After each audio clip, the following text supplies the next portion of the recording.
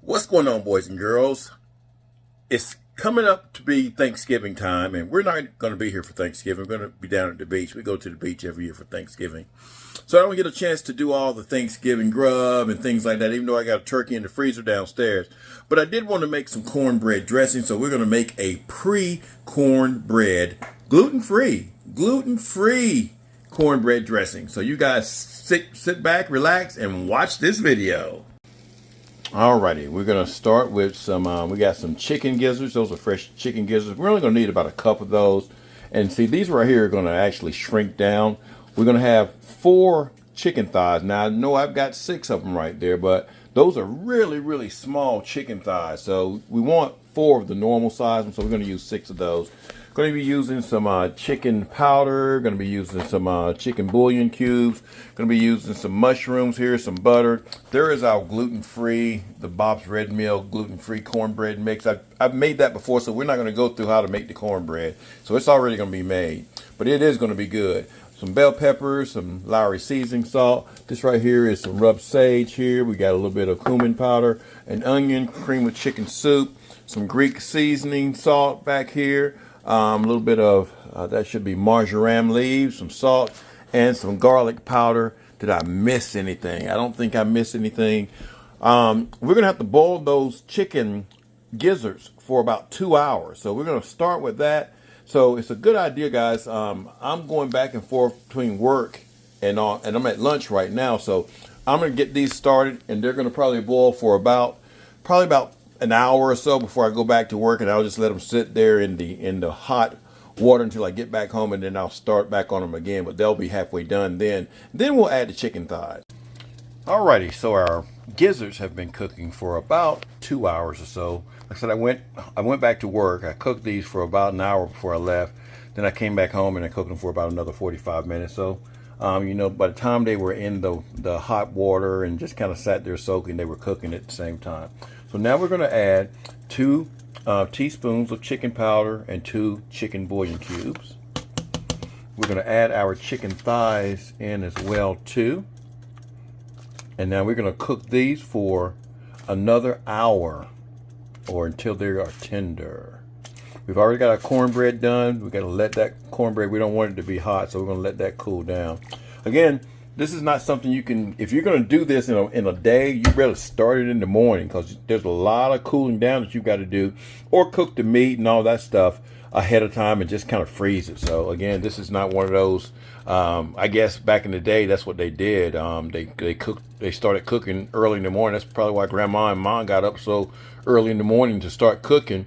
And you're like, well, Dad, we ain't going to eat till 3, 4 o'clock. Yeah, they had to get up early because they had to do all these steps that we're just kind of doing on a video that's probably going to be 10 minutes.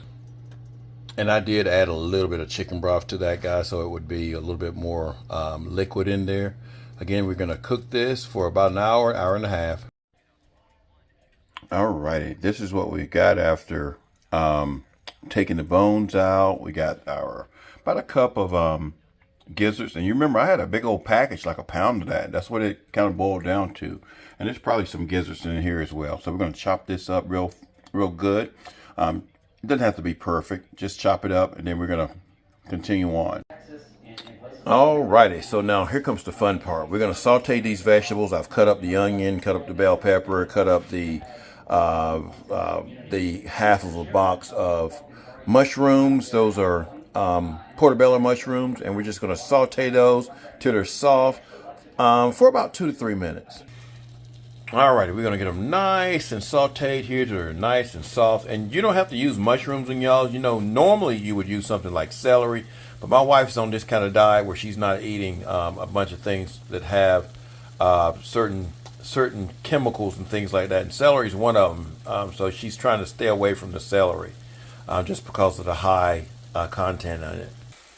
Oxalate is the word I was thinking about. Oxalate. Celery has a lot of oxalates in it. So again, we're going to push this to the side, going to put it to the side, let it cool off, and then we're going to start mixing our dry ingredients. That's the cornbread and all of our spices, the sage and things like that in the soups. Alrighty guys, there is the beautiful cornbread I made. Now this cornbread right here, you could actually slice it up and eat it with some black-eyed peas and ham hocks and stuff like this. But we're going to crush this up and we're going to use it for cornbread stuff. And that's how I know it's going to be good, guys, because this is one of the best cornbread recipes I've ever used before, I've ever made before. And you guys have seen the video, and you can go back and watch some of my other videos and see how I made this cornbread. But this is gluten-free cornbread right here, so it's really, really good. So we're going to just tear it to pieces with our hands, and we'll come right back. And just like that, my beautiful cornbread's just disintegrated, just massacred. Now, guys, it doesn't have to be perfect. It just, you just want to crumble it up. You can have some big old pieces in there like this. Now we're going to add our spices to this. We're going to add our can of cream of chicken soup. And if you want to use some cream of mushroom soup, you can, but the cream of chicken soup makes it really taste good. So we just plop that can of cream of chicken soup in there. We got some spices in there, y'all. We got about a half a teaspoon of salt. We got a teaspoon of marjoram. We got about a half a teaspoon of the Greek seasoning, a teaspoon of garlic powder, fourth of a teaspoon of cumin, a half a teaspoon of the seasoning salt, the Lowry seasoning salt, and about a half a teaspoon of the rubbed sage. So we're going to add that in there. Put it all in there, distribute it evenly. Then we're going to add our vegetables to it. So we added our vegetables to that. And we're going to add our meat to there. That's our chicken and our gizzards. So we added our chicken in there. And then we can add some of the broth that was left over from where we cooked our chicken and our gizzards. No. There we go. So we've gotten it mixed up mostly. We haven't put in our chicken broth, stuff from where we cooked it.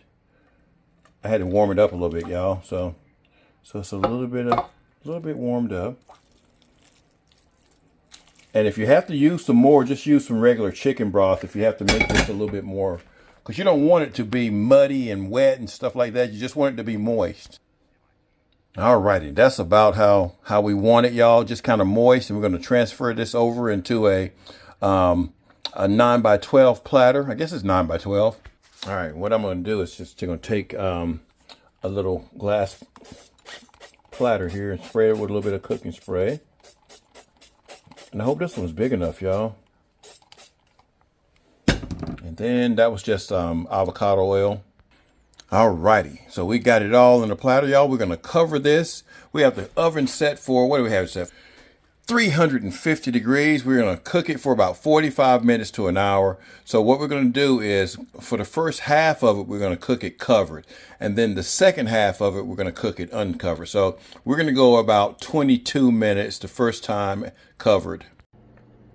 All right, y'all, there we have it. We got our gluten-free cornbread dressing. We can just pair it up with some gravy and some, whatever types of, what kind of meat you want, some turkey and some collard greens and black-eyed peas, This is probably going to last us for a while. So anyway, I wanted to try. I know it tastes good because I tasted it when it was raw, when it really wasn't, it was never raw, because everything was cooked when I put it in there. But I tasted some of the unbrowned portions of it. Man, you're talking about something kind of good.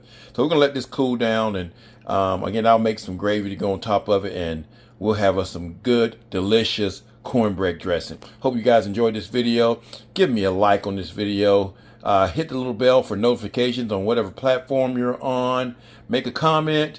And you guys share these things right here. I'm glad you're here watching these videos with me and commenting on some of the things that you see. And it may be something that you want to try. Maybe you're on a special kind of diet or something, and you have to figure out what types of ingredients you want to put in your food, and you want to make it gluten-free or oxalate-free. This is the way to do it, guys. So you guys have a great day. Peace.